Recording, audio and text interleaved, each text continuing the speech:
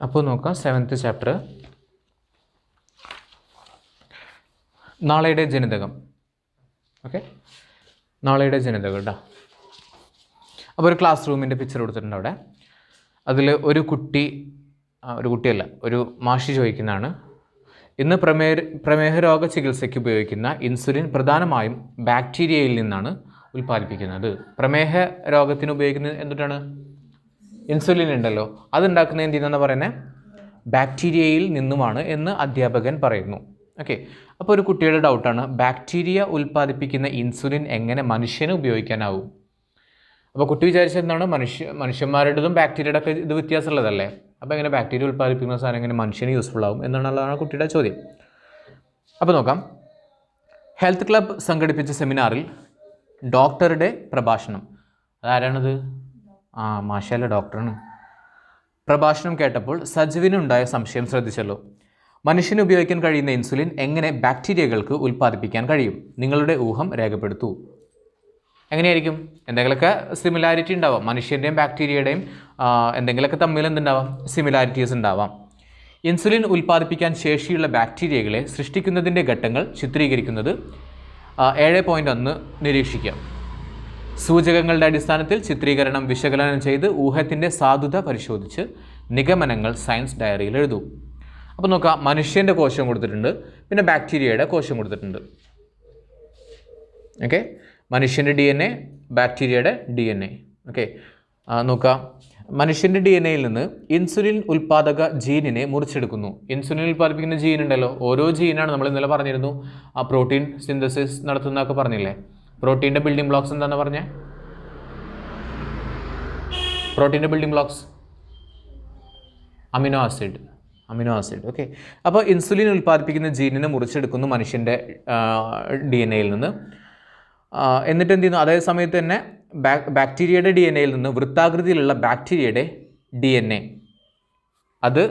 അതിൽ നിന്ന് പ്ലാസ്മിഡിനെ വേർതിരിച്ചെടുക്കുന്നു. ഒരു വൃത്താകൃതിയിലുള്ള ഒരു പ്ലാസ്മിഡ് എന്ന് പറഞ്ഞ സംഭവത്തിനെ വേർതിരിച്ചെടുക്കുന്നു കേട്ടോ. എന്നിട്ട് ഇൻസുലിൻ ഉൽപ്പാദക ജീൻ ഉണ്ടല്ലോ, നമ്മുടെ മനുഷ്യന്മാരിൽ നിന്ന് എടുത്തിട്ടുള്ള ഇൻസുലിൻ ഉൽപ്പാദക ജീന്, അതിനെ പ്ലാസ്മിഡുമായിട്ട് കൂട്ടിച്ചേർക്കും. ആ വട്ടത്തിലുള്ള സംഭവത്തിൻ്റെ കൂടെ ഇത് കൂട്ടിച്ചേർക്കും. ഇൻസുലിൻ ജീൻ കൂട്ടിച്ചേർത്ത പ്ലാസ്മിഡിൽ ആക്കിയല്ലോ. എന്നിട്ട് അത് തിരിച്ചെവിടേക്കാക്കും? ബാക്ടീരിയയുടെ ശരീരത്തിലേക്ക് തിരിച്ച് നിക്ഷേപിക്കുന്നു. ഓക്കെ, എന്നിട്ട് വളർച്ചാ മാധ്യമത്തിൽ പെരുകിയ ബാക്ടീരിയകൾ പ്രവർത്തന സജ്ജമല്ലാത്ത ഇൻസുലിൻ ഉൽപ്പാദിപ്പിക്കുന്നു. അങ്ങനെ ഒരു വളർച്ചാ മാധ്യമത്തിൽ ബാക്ടീരിയനെ അങ്ങനെ തോന്നിയ പോലെ വിടില്ല, എന്ത് ചെയ്യും?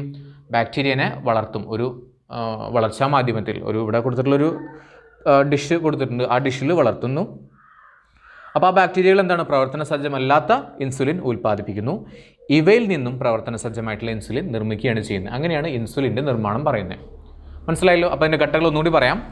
ആദ്യം തന്നെ മനുഷ്യൻ്റെ DNA-യിൽ നിന്ന് ഇൻസുലിൻ ഉൽപ്പാദിപ്പിക്കുന്ന ജീനിനെ മുറിച്ചെടുത്തു. അതുപോലെ തന്നെ ബാക്ടീരിയയിൽ നിന്ന് വൃത്താകൃതിയിലുള്ള ബാക്ടീരിയയുടെ ബാക്ടീരിയയുടെ DNA-യിലുള്ള പ്ലാസ്മിഡിനെ വേർതിരിച്ചെടുത്തു. എന്നിട്ട് ഇൻസുലിൻ ഉൽപ്പാദക ജീനിനെ പ്ലാസ്മിഡിലേക്ക് കൂട്ടിച്ചേർത്തു. എന്നിട്ട് ഈ കൂട്ടിച്ചേർത്ത് വെച്ചല്ലോ, എന്നിട്ട് അതെന്ത് ചെയ്തു? അത് വീണ്ടും എന്തിലേക്ക് വെച്ചു? ബാക്ടീരിയയിലേക്ക് തിരിച്ച് സന്നിവേശിപ്പിച്ചു, അല്ലെന്നുണ്ടെങ്കിൽ നിക്ഷേപിച്ചു. അതിനുശേഷം ഈ ബാക്ടീരിയനെ ഒരു വളർച്ചാ മാധ്യമത്തിൽ വളരാനായിട്ട് അനുവദിച്ചു. അതിനുശേഷം ആ സമയത്ത് പ്രവർത്തന സജ്ജമല്ലാത്ത ഇൻസുലിനാണ് ഈ ബാക്ടീരിയ ഉൽപ്പാദിപ്പിക്കപ്പെടുന്നത്. അവയിൽ നിന്നും പ്രവർത്തന സജ്ജമായിട്ടുള്ള ഇൻസുലിൻ നിർമ്മിക്കുകയാണ് ചെയ്യുന്നത് നമ്മൾ. അങ്ങനെയാണ് ഇൻസുലിൻ്റെ നിർമ്മാണം. മനസ്സിലായോ? അപ്പോൾ ബാക്ടീരിയയുടെ ജനിതക ഘടനയിൽ എന്തൊക്കെ മാറ്റം വരുത്തി? അവിടുന്ന് പ്ലാസ്മിഡ് എടുത്തു. എന്നിട്ട് എന്ത് ആഡ് ചെയ്തു? നമ്മുടെ മനുഷ്യ ശരീരത്തിലെ ഇൻസുലിൻ ഉൽപ്പാദക ജീനിനെ മുറിച്ചെടുത്തിട്ട് അതിൽ ആഡ് ചെയ്തിട്ട് തിരിച്ചതിലേക്ക് കയറ്റി. ഈ ബാക്ടീരിയയിലുണ്ടായ പുതിയ ഗുണം എന്തുണ്ടായി? നമ്മുടെ ഇൻസുലിൻ ഉൽപ്പാദിപ്പിക്കാനായിട്ടുള്ള കഴിവ് ബാക്ടീരിയയിൽ ഉണ്ടായി വന്നു. ഈ ബാക്ടീരിയയുടെ പിൻതലമുറകളുടെ ഇൻസുലിൻ ഉൽപ്പാദനശേഷി കൂടുതലായിരിക്കും. ഓക്കെ, ഇനി ജനറ്റിക് എഞ്ചിനീയറിംഗ് ആണ് പറയുന്നത്. നമ്മൾ കഴിഞ്ഞ 6 ചാപ്റ്ററിൽ പറഞ്ഞതിൻ്റെയൊക്കെ ഏകദേശം സെയിം ആയിട്ട് വരുന്ന സംഭവമാണ് കേട്ടോ, ജനിതക എഞ്ചിനീയറിംഗ് ഓർ ജനറ്റിക് എഞ്ചിനീയറിംഗ്. ജനിതക വസ്തുവിൽ മാറ്റം വരുത്തി അപലഷണീയമായ ഗുണങ്ങളുള്ള ജീവികളെ സൃഷ്ടിക്കുന്ന തരത്തിൽ ശാസ്ത്രം വളർന്നിരിക്കുന്നു. സൂക്ഷ്മജീവികളെയും ജൈവ പ്രക്രിയകളെയും മനുഷ്യൻ്റെ വിവിധ ആവശ്യങ്ങൾക്കായി ഉപയോഗിക്കുന്നതിനെയാണ് ജൈവ സാങ്കേതിക വിദ്യ അല്ലെങ്കിൽ ബയോടെക്നോളജി എന്ന് പറയുന്നത്. Okay, biotechnology എന്തിട്ടാണ്? ബാക്ടീരിയ, അതുപോലെ തന്നെ മറ്റ് സൂക്ഷ്മജീവികൾ എന്ന് വെച്ചാൽ എന്തിട്ടാണ്? Micro organisms. നമുക്ക് എന്ത് ചെയ്യാൻ പറ്റില്ല, ഡയറക്റ്റ് കണ്ണുകൊണ്ട് കാണാൻ പറ്റുമോ? എന്ത് ചെയ്യേണ്ടി വരും? മൈക്രോസ്കോപ്പ് വെച്ചിട്ട് കാണേണ്ടി വരും. ഇത്തരത്തിലുള്ള ബാക്ടീരിയകളെയും സൂക്ഷ്മജീവികളെയും മനുഷ്യൻ്റെ ആവശ്യങ്ങൾക്കായിട്ട് ഉപയോഗിക്കുന്നതിനെയാണ് എന്ത് പറയുന്നത്? ബയോടെക്നോളജി എന്ന് പറയുന്നത്. ഓക്കെ, നമ്മൾ കേക്കൊക്കെ ഉണ്ടാക്കുന്ന സമയത്ത് കേക്ക് പൊങ്ങി വരാൻ വേണ്ടിയിട്ട് എന്ത് ചെയ്യും? മറ്റേ സാധനം എന്താ? ബേക്കിംഗ് സോഡ, പിന്നെ ഈസ്റ്റ് ആഡ് ചെയ്യില്ലേ? ഈസ്റ്റ് ആഡ് ചെയ്യും. പിന്നെ ഉണ്ണിയപ്പൊക്കെ ഉണ്ടാക്കുമ്പോഴൊക്കെ ഈസ്റ്റ് ആഡ് ചെയ്യും. പപ്പടം പൊളയ്ക്കാനൊക്കെ എന്തൊക്കെയോ സംഭവമൊക്കെ ആഡ് ചെയ്യും. അതിൽ അപ്പക്കാരം നമ്മൾ ആഡ് ചെയ്യുന്നത്, അപ്പക്കാരം എന്ന് പറഞ്ഞിട്ട്. ഓക്കെ, അപ്പോൾ അങ്ങനെ സംഭവങ്ങൾ യൂസ് ചെയ്യുന്നുണ്ട്. ഈ ഈസ്റ്റ് എന്നൊക്കെ പറഞ്ഞാൽ എന്താണ്? ബാക്ടീരിയ, ഈ സൂക്ഷ്മജീവികളാണ് കേട്ടോ. അപ്പോൾ നോക്കാം, BC 4000 മുതൽ ഈസ്റ്റ് എന്ന് പറയുന്ന പൂപ്പൽ, അപ്പോൾ ഈസ്റ്റ് എന്തിട്ടാണ്? പൂപ്പലാണ്. പൂപ്പൽ വിഭാഗത്തിൽപ്പെട്ട ജീവികളെ റൊട്ടി പോലുള്ള ഭക്ഷ്യവസ്തുക്കൾ നിർമ്മിക്കാൻ ഉപയോഗിച്ചിരുന്നു. റൊട്ടി എന്ന് വെച്ച് കഴിഞ്ഞാൽ, ഒരു മിനിറ്റ്,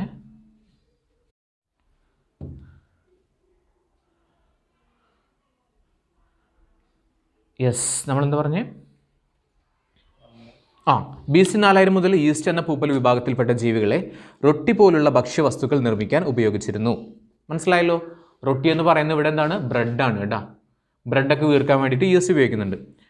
പഞ്ചസാരയെ ആൽക്കഹോളാക്കി മാറ്റാൻ പൂപ്പലുകൾക്കും ബാക്ടീരിയകൾക്കുമുള്ള കഴിവിനെ വീഞ്ഞും അപ്പവും കേക്കുമെല്ലാം ഉണ്ടാക്കുവാനായിട്ട് പ്രയോജനപ്പെടുത്തിയിരുന്നു. മനസ്സിലായോ? പഞ്ചസാരനെ എന്താക്കി മാറ്റാൻ പറ്റും? ആൽക്കഹോളാക്കി മാറ്റാൻ പറ്റും. ആർക്കാ പറ്റുന്നത്?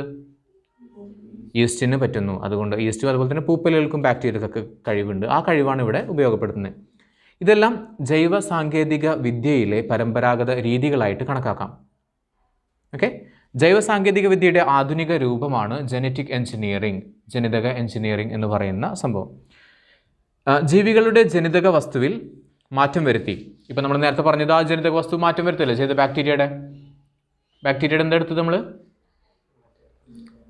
പേര് പറ. പ്ലാസ്മിഡ് എടുത്തു. പ്ലാസ്മിഡ് എടുത്തിട്ടാണ് ഇതിൻ്റെ മാറ്റം വരുത്തിയിട്ടുള്ളത്. അതേപോലെ തന്നെ ജീവികളുടെ ജനിതക വസ്തുവിൽ മാറ്റം വരുത്തി മനുഷ്യന് ആവശ്യമുള്ള ഉൽപ്പന്നങ്ങൾ ഉൽപ്പാദിപ്പിക്കാൻ ഇന്ന് കഴിയും. ഓക്കെ, ഇൻസുലിൻ നിർമ്മാണ രീതി പരിചയപ്പെട്ടപ്പോൾ നിങ്ങൾക്കും അക്കാര്യം ബോധ്യപ്പെട്ടല്ലോ. മനസ്സിലായല്ലോ? ഇത്തരത്തിൽ ജീവികളുടെ ജനിതക ഘടനയിൽ അഭിലഷണീയമായ തരത്തിൽ മാറ്റം വരുത്തി, അതായത് നമുക്ക് ആവശ്യമുള്ള തരത്തിൽ മാറ്റം വരുത്തിയിട്ട് ജീവികളുടെ സ്വഭാവത്തെ നിയന്ത്രിക്കുന്ന സാങ്കേതിക വിദ്യയാണ് ജനിതക എഞ്ചിനീയറിംഗ് അല്ലെങ്കിൽ ജനറ്റിക് എഞ്ചിനീയറിംഗ്. ഓക്കെ, ജീനുകളെ മുറിച്ചെടുക്കാനും കൂട്ടിച്ചേർക്കാനും കഴിയുമെന്ന കണ്ടെത്തലാണ് ഇതിൻ്റെ അടിസ്ഥാനം. ജീനുകൾ എന്ത് ചെയ്യാൻ പറ്റും? മുറിച്ചെടുക്കാൻ പറ്റും. വേറെ ജീനുകളെ കൂട്ടിച്ചേർക്കാനായിട്ടും പറ്റും. അപ്പോൾ ഇതാണ് ഇതിൻ്റെ മെയിനായിട്ടുള്ളൊരു അടിസ്ഥാനം എന്ന് പറയുന്നത്. മനസ്സിലായല്ലോ? നമ്മൾ ഈ ഇത് കണ്ടിട്ടില്ലേ? ഒരു കക്കയല്ല, പവിഴം ഇതുണ്ടാക്കുന്നത്, കക്ക പോലത്തെ ഒരു സംഭവം, അതിൻ്റെ ഉള്ളിൽ നിന്ന് എടുക്കുന്നത് പവിഴം തന്നെ പറയാം. പവിഴമല്ല, പവിഴപ്പുറ്റുകളല്ലേ? അതല്ലല്ലോ, വേറെ മുത്തല്ലേ എടുക്കുക? ചിപ്പി അതാണ് ആ സംഭവം. അതായത് ഇതിൻ്റെ ഉള്ളിൽ ഇത് സാധാരണ എന്താ സംഭവം എന്ന് വെച്ച് കഴിഞ്ഞാൽ, ഇതിൻ്റെ ഉള്ളിലൊരു ഈ ജീവി തന്നെ ഒരു കോട്ടിങ് ഉണ്ടാക്കുന്നതാണ്. ഈ ശരീരത്തിൻ്റെ എന്തൊക്കെ ഫ്ലൂയിഡ് വെച്ചിട്ട് ഇതിൽ കോട്ടിങ് ഉണ്ടാക്കി എടുക്കുന്നതാണ്. അങ്ങനെയാണ് ആ സംഭവം നമുക്ക് കിട്ടുന്നത്. പക്ഷേ വ്യാവസായിക അടിസ്ഥാനത്തിൽ ആളുകൾ എന്താ ചെയ്യുന്നത് വെച്ച് കഴിഞ്ഞാൽ, ഒരു ടൈപ്പ് ഓഫ് കല്ലുണ്ട്. ആ കല്ല് എന്ത് ചെയ്യും? ഇതിലേക്ക് ഇൻസേർട്ട് ചെയ്ത് കൊടുക്കും. ഇതിൻ്റെ ശരീരത്തിലേക്ക് ഇൻസേർട്ട് ചെയ്ത് കൊടുക്കും. അപ്പോൾ ഇതെന്ത് ചെയ്യും? ആ കല്ലിൻ്റെ മേലെ ആ ഫ്ലൂയിഡ് ഇങ്ങനെ നിറച്ച് ഇങ്ങനെ കൊണ്ടുവരും. അപ്പോൾ അങ്ങനെ നിറയ്ക്കുന്ന സമയത്ത് ഈ പറയുന്ന മുത്ത് ഉണ്ടാവും. മനസ്സിലായോ? അങ്ങനെയാണ് അതിൻ്റെ ഒരു വാണിജ്യ അടിസ്ഥാനത്തിൽ ചെയ്യുന്നത്. ഓക്കെ, ജസ്റ്റ് പറഞ്ഞതാണ്, അങ്ങനെ ചെയ്യാം. അപ്പോൾ ജീനുകളെ എന്ത് ചെയ്യാൻ പറ്റും? മുറിച്ചെടുക്കാനും പറ്റും, കൂട്ടിച്ചേർക്കാനൊക്കെ പറ്റും. ജീനുകളെ മുറിച്ചെടുക്കാനും കൂട്ടിച്ചേർക്കാനും എൻസൈമുകളെയാണ് പ്രയോജനപ്പെടുത്തുന്നത്. ജീനുകളെ മുറിച്ചു മാറ്റാൻ ഉപയോഗിക്കുന്നത് റെസ്ട്രിക്ഷൻ എൻഡോന്യൂക്ലിയസ് എന്ന് പറയുന്ന ഒരു എൻസൈമാണ്. ഇതിന് പറയുന്നതാണ് ജനിതക കത്രിക. ജനിതക കത്രിക എന്തിനാണ് യൂസ് ചെയ്യുന്നത്? ജീനുകളെ മുറിച്ചെടുക്കാനായിട്ട് കേട്ടോ. ഓക്കെ, അപ്പോൾ ഒട്ടിക്കാൻ എന്തൊട്ടോ യൂസ് ചെയ്യേണ്ടവ? ജനിതക പശ അല്ലേ? അതിലുണ്ട്. ഓക്കെ, ഇത് ജനിതക കത്രിക എന്നറിയപ്പെടുന്നു. വിളക്കി ചേർക്കാൻ എന്ന് വെച്ചിട്ടുണ്ടോ? ജോയിൻ ചെയ്യാനായിട്ട്. നമ്മൾ പറയില്ലേ, മോതിരോ വളയൊക്കെ പൊട്ടിക്കഴിഞ്ഞാൽ നമ്മൾ ഗോൾഡിൻ്റെ അവിടെ വിളക്കിക്കാൻ കൊടുക്കില്ലേ? പക്ഷെ ജോയിൻ ചെയ്യാന്നർത്ഥം. ഓക്കെ, അപ്പോൾ വിളക്കി ചേർക്കാൻ ഉപയോഗിക്കുന്നത് ലിഗേസ് എന്ന എൻസൈമാണ്. ഇതിനെ പറയുന്നതാണ് ജനിതക പശ, ജനറ്റിക് ഗ്ലൂ. ഓക്കെ, മനസ്സിലായല്ലോ? സിമ്പിൾ അല്ലേ? ആ പേരുകളൊന്ന് നോക്കി വെച്ചാൽ വേണ്ട. റെസ്ട്രിക്ഷൻ എൻഡോന്യൂക്ലിയസ് ആൻഡ് ലിഗേസ് കേട്ടോ. റെസ്ട്രിക്ഷൻ എൻഡോന്യൂക്ലിയസ് ആണിത് ജനിതക കത്രികയായിട്ട് അറിയപ്പെടുന്നത്. മനുഷ്യനിലെ ഇൻസുലിൻ ഉൽപ്പാദക ജീനിനെ ബാക്ടീരിയയിലേക്ക് സന്നിവേശിപ്പിക്കാൻ കഴിഞ്ഞത് എങ്ങനെയാണ്? ഒരു കോശത്തിലെ ജീനിനെ മറ്റൊരു കോശത്തിലേക്ക് എത്തിക്കുന്നത് അനുയോജ്യമായിട്ടുള്ള വാഹകർ എന്ന് പറയുന്നതാണ് വെക്ടേഴ്സ്. നമ്മൾ വാഹകരെ മുന്നേ പഠിച്ചിരുന്നു. അസുഖങ്ങളൊക്കെ കൊണ്ടു നടക്കുന്ന വെക്ടേഴ്സ്, കൊതു, ഈച്ച, പല്ലി, പാറ്റ, തവളയില്ല, ഇതൊക്കെ വവ്വാലൊക്കെ പറഞ്ഞില്ലേ നമ്മൾ മുന്നത്തെ ചാപ്റ്ററിൽ. അതിനാണ് വെക്ടേഴ്സ് എന്ന് പറയുന്നത്. ഇവിടെ വെക്ടേഴ്സ് എന്ന് പറഞ്ഞാൽ ആരെയാണോ ഈ വാഹകരാണ് കൊണ്ടുപോകുന്നത്, ആരെയാണോ അതിനാണ് വെക്ടേഴ്സ് എന്ന് പറയുന്നത്. അപ്പോൾ വാഹകരെ ഉപയോഗിച്ചിട്ടാണ്. കൂട്ടിച്ചേർത്ത ജീനുകൾ ഉള്ള വാഹകർ ലക്ഷ്യകോശത്തിൽ പ്രവേശിക്കുന്നു. സാധാരണയായി ബാക്ടീരിയകളിലെ നമ്മൾ നേരത്തെ യൂസ് ചെയ്തത് ബാക്ടീരിയയിലത്തെ പ്ലാസ്മിഡാണ് യൂസ് ചെയ്തിട്ടുള്ളത്. പ്ലാസ്മിഡാണ് വാഹകരായിട്ട് ഉപയോഗിക്കുന്നത്. അതുവഴി പുതിയ ജീനുകൾ ലക്ഷ്യകോശത്തിലെ ജനിതക ഘടനയുടെ ഭാഗമാകുന്നു. മനസ്സിലായോ? സാധാരണ ഇതിൽ എടുക്കുന്നത് പ്ലാസ്മിഡാണ്. പ്ലാസ്മിഡ് എടുത്തിട്ട് അതിൽ ചേഞ്ചസ് വരുത്തിയിട്ട് വീണ്ടും ഇൻസേർട്ട് ചെയ്യുന്നു. അങ്ങനെ അതിൽ വീണ്ടും പ്രൊഡ്യൂസ് ചെയ്യാനായിട്ട് പറ്റുന്നു. അപ്പോൾ ജീൻ മുറിച്ചു മാറ്റൽ അതിനുപയോഗിക്കുന്നത് നമ്മൾ പറഞ്ഞു ഏതാണ്? റെസ്ട്രിക്ഷൻ എൻഡോ ന്യൂക്ലിയസ് ആണ് എന്ന് പറഞ്ഞു. അതൊരു എൻസൈമാണ്. ഇതിന് പറയുന്നത് ജനിതക കത്രിക എന്നുള്ളതാണ്. ജീനുകൾ വിളക്കി ചേർക്കാനായിട്ട് നമ്മൾ ഉപയോഗിക്കുന്നത് ലിഗേസ് എന്ന് പറയുന്ന ഒരു എൻസൈമാണ്. ഇത് ജനിതക പശ എന്നറിയപ്പെടുന്നു. വാഹകരായിട്ട് അറിയപ്പെടുന്ന എന്തുട്ടാണ്? ബാക്ടീരിയകളിലത്തെ പ്ലാസ്മിഡാണ്. ഓക്കെ. ജനിതക എഞ്ചിനീയറിംഗിൽ ഉണ്ടായിട്ടുള്ള വളർച്ച ഇന്ന് ജീവിതത്തിൻ്റെ വിവിധ മേഖലകളിൽ സ്വാധീനം ചെലുത്തുന്നുണ്ട്. ജനിതക എഞ്ചിനീയറിംഗിൻ്റെ ചില സാധ്യതകൾ ചുവടെ നൽകിയ ചിത്രീകരണം നിരീക്ഷിച്ച് മനസ്സിലാക്കൂ. ജീൻ തെറാപ്പി അതിനുപയോഗിക്കുന്നുണ്ട്. ജനിതക പരിഷ്കാരം വരുത്തിയ മൃഗങ്ങളും വിളകളും. ഫോറൻസിക് പരിശോധന ഇതിനൊക്കെ ജനറ്റിക്സ് യൂസ് ചെയ്യുന്നുണ്ട്. ഫോറൻസിക് നമ്മൾ പറയില്ല, ബ്ലഡിൻ്റെ ഒരു തുള്ളി കിട്ടിക്കഴിഞ്ഞാൽ എന്ത് ചെയ്യാൻ പറ്റും? അതിൽ നിന്ന് ഫുള്ള് ഡീറ്റെയിൽസ് എടുക്കാനായിട്ട് പറ്റും. അല്ലെങ്കിൽ മുടിയോ എന്തെങ്കിലും കിട്ടിയാൽ മതി. എന്തെങ്കിലും കിട്ടിക്കഴിഞ്ഞാൽ അതിൽ നിന്ന് കൂടുതലായിട്ട് അവിടുന്ന് ചെയ്യാനായിട്ട് പറ്റും. അപ്പോൾ അതിനൊക്കെ നമ്മൾ യൂസ് ചെയ്യുന്നുണ്ട്. പിന്നെ ജനിതക പരിഷ്കാരം വരുത്തിയ മൃഗങ്ങളും വിളകളും. ജനിതക പരിഷ്കാരം എന്ന് പറഞ്ഞാൽ എന്തുട്ടാ? നമ്മൾക്ക് ആവശ്യമുള്ള രീതിയിൽ എന്ത് ചെയ്യാൻ പറ്റും? തെങ്ങോ മാവോ കവുങ്ങോ ഇതൊക്കെ ഉണ്ടാക്കാൻ പറ്റും. ഓക്കെ. നമ്മളിങ്ങനെ പറയില്ല, ഒരു 2 തെങ്ങുണ്ടേ.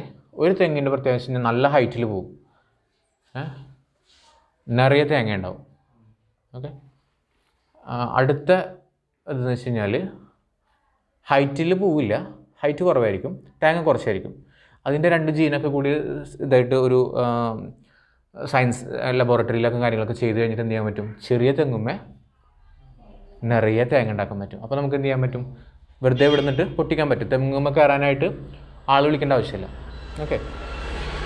അങ്ങനത്തെ തെങ്ങുകളൊക്കെ ഇപ്പോൾ പോപ്പുലറായിട്ട് വരുന്നുണ്ട്. തൃശ്ശൂരൊക്കെ അപ്പോൾ ഭയങ്കരമായിട്ട് ഇതാണ്. ഇപ്പോൾ ആളുകൾക്ക് അറിയാം തെങ്ങ് കയറാനായിട്ട് ആൾ കിട്ടുന്നില്ല. ശരിക്കും കിട്ടുന്നില്ല. ഞങ്ങളോട് ഉണ്ട്, ബാലേട്ടനും ബാബുവേട്ടനും ഉണ്ട്. ബാലേട്ടനും ബാബുവേട്ടനും തെങ്ങ് കയറുന്ന ആൾക്കാരാണ്. ചേട്ടനും ഞാനാ. പക്ഷെ നല്ല റേറ്റാണ്. അതുകൊണ്ട് ആൾക്കാർ ഇപ്പോൾ മെഷീനൊക്കെ മേടിക്കുന്നുണ്ട്, തെങ്ങ് കയറാനായിട്ടുള്ള മെഷീൻ. പക്ഷെ അത് വന്ന് വീണിട്ട് അല്ല, ഇത് കുറേ ആൾക്കാർ വീണ് ചത്തിട്ടുണ്ട് കേട്ടോ. കയ്യും കാലം കുടിഞ്ഞിട്ടൊക്കെ ഉണ്ട് കുറേ ഈ മെഷീൻ. ഏത് സിനിമയില? ഉത്സാഹം ഞാൻ കണ്ടിട്ടില്ല. അപ്പോൾ ജീൻ തെറാപ്പി ജനിതക രോഗങ്ങളുടെ ചികിത്സയിൽ വലിയ കുതിച്ചുചാട്ടങ്ങൾക്ക് ജനിതക എഞ്ചിനീയറിംഗ് സഹായകമായി.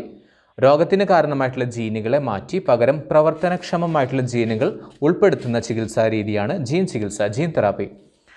ഇത് ജനിതക രോഗങ്ങളുടെ നിയന്ത്രണത്തിൽ വലിയ പ്രതീക്ഷകളാണ് നൽകുന്നത്. അതായത് എൻ്റെ ജീൻസിന് വലിയ കംപ്ലൈൻറ്റ് പറ്റിയെന്ന് വെച്ചോ. ജീൻസ് എന്ന് പറഞ്ഞാൽ ജീനുകൾ. എൻ്റെ ജീനുകൾക്ക് എന്തെങ്കിലും കംപ്ലൈൻറ്റ് പറ്റിക്കഴിഞ്ഞാൽ ആ കംപ്ലൈൻറ്റുള്ള ജീനുകളുണ്ടല്ലോ അതിനെ മാത്രം എടുത്തിട്ട് വലിച്ചെറിഞ്ഞിട്ട് പുതിയ ജീനുകളിനെ ഉൾപ്പെടുത്താനായിട്ട് പറ്റും. ഓക്കെ. അങ്ങനെയുള്ളൊരു ചികിത്സാ രീതിയാണ് നമ്മൾ ജീൻ തെറാപ്പി എന്ന് പറയുന്നത്. ഓക്കെ. ഇത് ജനിതക രോഗങ്ങളുടെ നിയന്ത്രണത്തിൽ വലിയ പ്രതീക്ഷകളാണ് നൽകുന്നത്. ഓക്കെ. അപ്പോൾ ഒരു കുട്ടിയുടെ സംശയം, അതിസൂക്ഷ്മങ്ങളായിട്ടുള്ള ആയിരക്കണക്കിന് ജീനുകളുണ്ട് നമ്മുടെ ശരീരത്തിൽ. എന്തുണ്ട്? ആയിരക്കണക്കിന് ജീനുകളുണ്ട്. ജീനല്ലേ നമ്മൾ കഴിഞ്ഞ ക്ലാസ്സിൽ പഠിച്ചത്? ജീൻ എന്തുട്ടാ? ജീനല്ലേ നമ്മുടെ ഈ പറയുന്ന എന്താണ് പറഞ്ഞത്? മെസ്സഞ്ചേഴ്സ് ആണെന്ന് പറഞ്ഞത്, പ്രോട്ടീൻ ഉണ്ടാക്കുന്നതാണെന്ന് പറഞ്ഞത് എന്നൊക്കെ പറഞ്ഞില്ലേ കഴിഞ്ഞ ചാപ്റ്ററിൽ? ഒന്നുകൂടി ഡീറ്റെയിൽ ആയിട്ട് പറഞ്ഞുതരേ. ഇതിൽ തന്നെ ഇത് മനസ്സിലാക്കുമ്പോൾ പറഞ്ഞുതരാം. അതിസൂക്ഷ്മങ്ങളായിട്ടുള്ള ആയിരക്കണക്കിന് ജീനുകൾ ഉണ്ട് നമ്മുടെ ശരീരത്തിൽ. ഒരുപാട് ജീനുകളുണ്ട്. ഓക്കെ. ഈ ജീനുകളിൽ നിന്ന് രോഗകാരികളായിട്ടുള്ള ജീനുകളെ എങ്ങനെ തിരിച്ചറിയും? നമുക്കറിയാൻ പറ്റില്ലല്ലോ ഏതാണ് നല്ല ജീന് ഏതാണ് ചീത്ത ജീന്, എങ്ങനെ തിരിച്ചറിയും എന്നാണ് ചോദ്യം. അപ്പോൾ താര എന്ന് പറഞ്ഞൊരു കുട്ടിയാണ് അത്. താരയുടെ സംശയത്തോടുള്ള നിങ്ങളുടെ പ്രതികരണം എന്താണ്? ചുവടെ നൽകിയ കുറിപ്പ് സൂചകങ്ങളുടെ അടിസ്ഥാനത്തിൽ വിശകലനം ചെയ്ത് നിഗമനങ്ങൾ സയൻസ് ഡയറിയിൽ എഴുതൂ. മനുഷ്യ ജീനോം പദ്ധതി നോക്കാം. ശാസ്ത്രം ഏറെ പുരോഗമിച്ചിട്ടും ജനിതക രോഗങ്ങൾ നിയന്ത്രണാതീതമാക്കാൻ കഴിഞ്ഞിരുന്നില്ല. ജനറ്റിക് ഡിസോർഡേഴ്സ് ഉണ്ടല്ലോ, അതൊരിക്കലും മാറ്റാനായിട്ട് പറ്റിയിരുന്നില്ല. ഓരോ സവിശേഷതയ്ക്കും അടിസ്ഥാനമായ ജീനുകളും അവയുടെ സ്ഥാനവും കൃത്യമായി കണ്ടെത്താനായില്ല. നമ്മൾ പറഞ്ഞു ഇപ്പോൾ ആ കുട്ടിയുടെ സംശയം ഉണ്ടല്ലോ എങ്ങനെ കണ്ടെത്തുന്നുള്ളത്, അങ്ങനെ കണ്ടെത്താൻ മുന്നേ പറ്റിയിരുന്നില്ല. ഓക്കെ, ഈ പരിമിതികൾ മറികടക്കുന്നതിനുള്ള ഇടപെടലായാണ് 1990കളിൽ ഞാൻ ജനിച്ചതിന് ശേഷം കേട്ടോ മനുഷ്യ ജീനോം പദ്ധതി എന്ന സംരംഭത്തിന് തുടക്കം കുറിച്ചത്. ഓക്കെ, 1990കളിൽ മനുഷ്യ ജീനോം പദ്ധതി എന്താണെന്ന് പറയുന്നുണ്ട്. ലോകത്തിൻ്റെ പല ഭാഗങ്ങളിലായിട്ട് വിവിധ ലാബുകളിൽ 2003 വരെ നീണ്ടുനിന്ന ഗവേഷണങ്ങളുടെ ഫലമായിട്ട് മനുഷ്യനിലെ ജനിതക രഹസ്യങ്ങൾ കണ്ടെത്താൻ കഴിഞ്ഞു. ഓക്കെ, ഒരു പ്രത്യേക സ്വഭാവത്തിന് കാരണമായ ജീനിൻ്റെ സ്ഥാനം DNA-യിൽ എവിടെയാണെന്ന് കൃത്യമായി കണ്ടെത്തുന്നുള്ള സാങ്കേതികവിദ്യയായ ജീൻ മാപ്പിംഗ്, അതായത് ഒരു പ്രത്യേക കഴിവ്, എനിക്ക് പാടാനായിട്ടുള്ള കഴിവ് ഉണ്ടെന്ന് വിചാരിക്കാം, അല്ലെങ്കിൽ എന്തെങ്കിലും ചെയ്യാനായിട്ടുള്ള കഴിവ്, ആ കഴിവ് എവിടെയാണോ ഉള്ളത് എന്നുള്ളത് കണ്ടെത്താൻ പറ്റും ജീന് വെച്ചിട്ട്. ഓക്കെ, അതിനെയാണ് ജീൻ മാപ്പിംഗ് എന്ന് പറയുന്നത് കേട്ടോ. അതാണ് ജീൻ മാപ്പിംഗ്. അതൊക്കെ ഉണ്ട്, അതാണ് ജീൻ മാപ്പിംഗ്. അത് മുന്നേ കണ്ടെത്താൻ പറ്റിയിരുന്നില്ല. ഞാൻ ജനിച്ചതിന് ശേഷം 1990 ശേഷമാണ് ഇത് കണ്ടെത്തിയത്. പിന്നെ ഞാൻ ജനിച്ചതിന് ശേഷമാണ് നല്ല ബാങ്കുകളൊക്കെ ഭയങ്കരമായിട്ട് വികസിപ്പിച്ചത്. 3rd stage of banking. നിങ്ങൾക്ക് ജോഗ്രഫി പഠിക്കാനുണ്ട്. അത് കൊടുത്തിട്ടില്ല. 1990 ശേഷം നോക്കുന്നുണ്ട്. ഓക്കെ, അപ്പോൾ ഒരു പ്രത്യേക സ്വഭാവത്തിന് കാരണമായിട്ടുള്ള ജീനിൻ്റെ സ്ഥാനം, പ്രത്യേക സ്വഭാവം എന്ന് വെച്ചാൽ ഞാൻ പാടാനുള്ള ഒരു എക്സാമ്പിൾ പറഞ്ഞാണ് കേട്ടോ. പല ഇതായിരിക്കാം, പല എന്താ പറയുക, ചിലപ്പോൾ കളറാവാം. ഞാൻ കറുത്തു, അത് എൻ്റെ ജനിതകപരമായിട്ടുള്ളതായിരിക്കാം. അല്ലെന്നുണ്ടെങ്കിൽ ഇപ്പോൾ ഒരാൾക്ക് ക്യാൻസർ ഉണ്ടെന്നുണ്ടെങ്കിൽ അതിൻ്റെ മക്കൾക്ക് ക്യാൻസർ ഉണ്ടാകും. അപ്പോൾ ആ ജീന് കണ്ടെത്താൻ പറ്റും, ക്യാൻസറിൻ്റെ കോശങ്ങൾ എവിടെയാണ് കോൺസെൻട്രേറ്റ് ചെയ്തിട്ടുള്ളതെന്ന് കണ്ടെത്താൻ പറ്റും. ആ ജീനുകളെ മാറ്റിയിട്ട് വേറെ ജീനുകൾ കൊണ്ടുവയ്ക്കാനായിട്ട് പറ്റും. അപ്പോൾ ജീൻ മാപ്പിംഗ് ആണ് ഇതിനെ സഹായിച്ചത്. ഒരു ജീവിയിൽ അടങ്ങിയിട്ടുള്ള മൊത്തം ജനിതക വസ്തുവിനെ അതിൻ്റെ ജീനോം എന്ന് വിളിക്കുന്നു. അപ്പോൾ ഒരു മനുഷ്യനിലും ഒരു വസ്തുവിലൊക്കെ എന്തുണ്ട്, നിറയെ ജീൻസ് ഉണ്ടാവും, ജനിതക വസ്തുക്കൾ ഉണ്ടാവും. ഇതിൻ്റെ എല്ലാം കൂടിയിട്ട് വിളിക്കുന്ന പേരാണ് ജീനോം. മനുഷ്യ DNA-യിൽ തന്നെ പ്രോട്ടീൻ നിർമ്മാണത്തിന് സഹായിക്കുന്ന ജീനുകൾ ഒഴിച്ച്, നമ്മൾ നേരത്തെ പറഞ്ഞൊക്കെ എന്താണ് പ്രോട്ടീൻ നിർമ്മാണത്തിന് സഹായിക്കുന്നു എന്ന് പറഞ്ഞില്ലേ, ആ ജീനുകൾ ഒഴിച്ച് ഭൂരിഭാഗം ജീനുകളും പ്രവർത്തനക്ഷമമല്ല. ഇവയെ പറയുന്നതാണ് ജങ്ക് ജീനുകൾ. ജങ്ക് എന്ന് വെച്ചാൽ എന്തുട്ടാ, ആവശ്യമില്ലാത്ത, നമ്മൾ പറയില്ലേ ജങ്ക് ഫുഡ്സ് എന്ന് പറയില്ലേ, ആവശ്യമില്ലാത്ത ഫുഡുകൾ വെച്ച് കഴിഞ്ഞാൽ നമുക്ക് നല്ല രീതിയിലുള്ള ന്യൂട്രീഷനൊന്നും തരാത്ത ഫുഡുകളെയാണ് നമ്മൾ ജങ്ക് ഫുഡ് എന്ന് പറയുന്നത്. അതുപോലെ തന്നെ പ്രോട്ടീൻ നിർമ്മാണത്തിന് ഉപയോഗിക്കാത്ത അല്ലെങ്കിൽ പ്രോട്ടീൻ നിർമ്മിക്കാൻ കഴിയാത്ത ജീനുകളെ നമ്മൾ പറയുന്നതാണ് ജങ്ക് ജീൻസ്. അപ്പോൾ മനുഷ്യ ജീനോം പദ്ധതിയുടെ പ്രസക്തി എന്താ? മനുഷ്യ ജീനോം പദ്ധതി വെച്ചിട്ട് നമുക്ക് എന്ത് ചെയ്യാൻ പറ്റും? ജീനുകളുടെ ഒരു പ്രത്യേക സ്വഭാവത്തിന് കാരണമായിട്ടുള്ള ജീനുകൾ എവിടെയാണെന്ന് കണ്ടെത്താനായിട്ട് പറ്റും. 1990 മുതൽ 2003 വരെ നീണ്ടു നിന്നിട്ടുള്ള പരീക്ഷണങ്ങളും ഗവേഷണങ്ങളുടെയൊക്കെ ഫലമായിട്ടാണ് ഇത് കണ്ടെത്താനായിട്ട് സാധിച്ചിട്ടുള്ളത്, ജീൻ മാപ്പിംഗ് എന്ന് പറയുന്ന ഒരു സംഭവം. ഓക്കെ, പിന്നെ ജീൻ മാപ്പിംഗ് എന്ന പ്രക്രിയയുടെ പ്രയോജനം അത് നമ്മൾ പറഞ്ഞു. മനുഷ്യ ജീനോം പദ്ധതിയുടെ പ്രസക്തി എന്താണെന്ന് മനസ്സിലായില്ലേ? ചുവടെ നൽകിയിരിക്കുന്ന വിവരങ്ങളോടൊപ്പം കൂടുതൽ വിവരങ്ങൾ കൂട്ടിച്ചേർത്ത് ചുമർ പത്രിക തയ്യാറാക്കി ക്ലാസ് മുറിയിൽ പ്രദർശിപ്പിക്കൂ. മനുഷ്യ ജീനോമിൽ ഏകദേശം 24,000 സജീവ ജീനുകളുണ്ട്.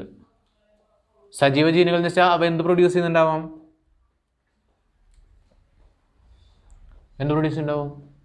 പ്രോട്ടീൻ പ്രൊഡ്യൂസ് ചെയ്യുന്നുണ്ടാവും. മനുഷ്യ DNA-യുടെ ഭൂരിഭാഗവും ജങ്ക് ജീനുകളാണ്. മനുഷ്യൻ്റെ DNA-യിൽ കൂടുതൽ ഭാഗവും ജങ്ക് ജീനുകളാണ്, ആവശ്യമില്ലാത്തതാണ്. മനുഷ്യർ തമ്മിൽ 0.2% മാത്രമാണ് DNA-യിലെ വ്യത്യാസം. വളരെ ചെറിയ വ്യത്യാസമുള്ളൂ. നമ്മുടെ എല്ലാവരുടെയും DNA എടുത്തു കഴിഞ്ഞാലും ഏകദേശമൊക്കെ ഒരുപോലെ തന്നെ, മനുഷ്യന്മാരുടെ DNA ഒക്കെ ഒരുപോലെ തന്നെ, പക്ഷേ 0.2% മാത്രമാണ് DNA-യിൽ ഉണ്ടാകുന്ന വ്യത്യാസം. മനുഷ്യ ജീനോമിലെ 200ഓളം ജീനുകൾ, നമ്മൾ ഏകദേശം എത്ര പറഞ്ഞു? 24,000 ജീനുകളോളം ഉണ്ട്. അതിൽ 200ഓളം ജീനുകൾ ബാക്ടീരിയയുടേതിന് സമാനമാണ്. അതുകൊണ്ടാണ് നമ്മൾ നേരത്തെ എന്ത് ചെയ്തത്, അതായത് ബാക്ടീരിയ എന്നാണ് ശരിക്കും നമ്മളൊക്കെ ഉണ്ടായിട്ടുള്ളത് എന്നൊക്കെ ഉള്ളത് തിയറി ഓഫ് ഇവല്യൂഷൻ എന്നിട്ട് സാധനമുണ്ട്.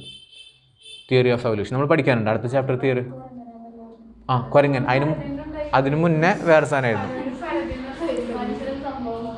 ആദ്യം പ്രോകാരിയോട്ട്, പിന്നെ യൂകാരിയോട്ട്, പിന്നെ കുഞ്ഞു കുഞ്ഞു ജീവികളായിട്ട് ഇങ്ങനെ വന്നു, പിന്നെ കുരങ്ങൻ, മനുഷ്യൻ, അങ്ങനെ ഇതായിരുന്നു. ഈ മനുഷ്യന്മാരായിട്ട് ചിലപ്പോൾ വേറെ എന്തെങ്കിലുമൊക്കെ ആവുമായിരിക്കും.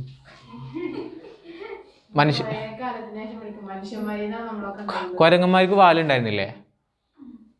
വാല്, ആ വാല് ഇല്ലാണ്ടായത് എങ്ങനെയാ? ആ വാല് ഉപയോഗിക്കാണ്ടായിട്ട്. വാലുണ്ടല്ലോ മനുഷ്യന്മാർ. വാലെന്തിനാ കുരങ്ങന്മാർ യൂസ് ചെയ്യണേ? തൂങ്ങിക്കിടക്കാൻ. അതായത് മനുഷ്യന്മാർ കുറേ കഴിഞ്ഞപ്പോൾ തൂങ്ങിക്കിടക്കലില്ലാണ്ടായി, അപ്പോൾ പിന്നെ ആ വാല് ഉപയോഗിക്കണ്ടായി.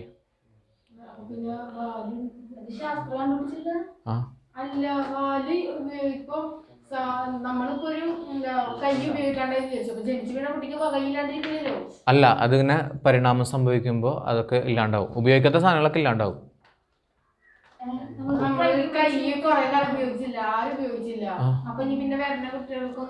ഉണ്ടാവില്ല. വരണമെന്ന് വെച്ച് കഴിഞ്ഞാൽ പെട്ടെന്നൊന്നും അറിയില്ല, പക്ഷെ തലമുറകൾ കഴിയുമ്പോൾ കൈ ഉണ്ടാവില്ല. ചിലപ്പോൾ മറ്റേ മൊബൈൽ ഇതൊക്കെ തള്ളവരലുണ്ടാവും. മൊബൈൽ മറ്റേ ഗെയിമൊക്കെ കളിച്ചിട്ട് തള്ളവരിൽ മാത്രമേ ഉണ്ടാവും. ഗെയിമൊക്കെ കളിച്ചിട്ട് ചിലപ്പോൾ തലയും വലുതായിരിക്കും. തല വെറുതെ ഒരു തല വലുതാവും ചിലപ്പോൾ. ആലോചിച്ചിട്ടൊക്കെ ബോഡി അധികം വർക്ക് ചെയ്യണില്ലല്ലോ, അപ്പോൾ ഇതൊക്കെ ചേഞ്ചസ് ഉണ്ടാവും. ശരിക്ക് ഇതെന്താ സംഭവം എന്ന് വെച്ച് കഴിഞ്ഞാൽ, നമ്മുടെ ഒരു ഇതിൽ പറഞ്ഞതെന്ന് വെച്ച് കഴിഞ്ഞാൽ, ജിറാഫുകളുണ്ടല്ലോ, ജിറാഫുകൾ ആദ്യം നിലത്ത് നിന്നാണ് ഈ സാധനമൊക്കെ തിന്നിരുന്നത്. പിന്നെ അവിടുത്തെ അത് കഴിഞ്ഞു, പുല്ലൊക്കെ കഴിഞ്ഞു. അപ്പോൾ എന്ത് ചെയ്തു? ജിറാഫുകൾ തല പൊക്കിയിട്ട് കുറച്ച് വലിയതൊക്കെ തിന്നു തുടങ്ങി. കുറച്ച് കഴിഞ്ഞപ്പോൾ അവിടുത്തെ കഴിഞ്ഞു. അപ്പോൾ എന്ത് ചെയ്തു? തല പൊക്കിയിട്ട് ഇതാക്കി. അങ്ങനെ തല പൊക്കിയിട്ടാണ് എന്നുണ്ടായിട്ടുള്ള ജിറാഫിൻ്റെ തല ഇങ്ങനെ നീളം വന്നിട്ടുള്ളത്. അല്ല, മറ്റുള്ള ജീവികളും. അതും ഉറുമ്പ് തീനിയുടെ മൂക്ക് കണ്ടിട്ടില്ല ഇങ്ങനെ ഇതായിട്ട്. അതാദ്യം ഇവിടെയുള്ള ഉറുമ്പുകളൊക്കെ തിന്നു. പിന്നെ ഉറുമ്പുകൾ എന്ത് ചെയ്തു? കൂട്ടിന്ന് കയറാണ്ടായി. അപ്പോൾ ആളും കഴിഞ്ഞ് ഉള്ളിലേക്ക് ഇങ്ങനെ തലയിട്ടു. അങ്ങനെ ആയിരിക്കാം. എല്ലാ ജീവികളും ഉണ്ട്. പിന്നെ ഒരു കിളിയില്ലേ, കിളി, ആ കിളി എവിടെയാണ് താമസിക്കുന്നതെന്നനുസരിച്ചിട്ട് അതിൻ്റെ കൊക്കുണ്ടല്ലോ, അതിനൊക്കെ വ്യത്യാസം വന്നിട്ടുണ്ട്. എല്ലാത്തിനും അതിന് വ്യത്യാസം വരും, പക്ഷെ പെട്ടെന്നുണ്ടാവില്ല.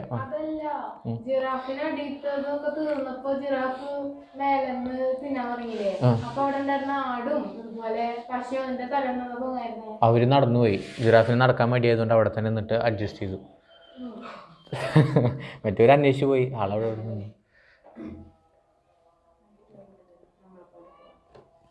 അപ്പം അങ്ങനെ. ഇനി ജനിതക പരിഷ്കാരം വരുത്തിയിട്ടുള്ള മൃഗങ്ങളും വിളകളും ആണ് പറയുന്നത് കേട്ടോ.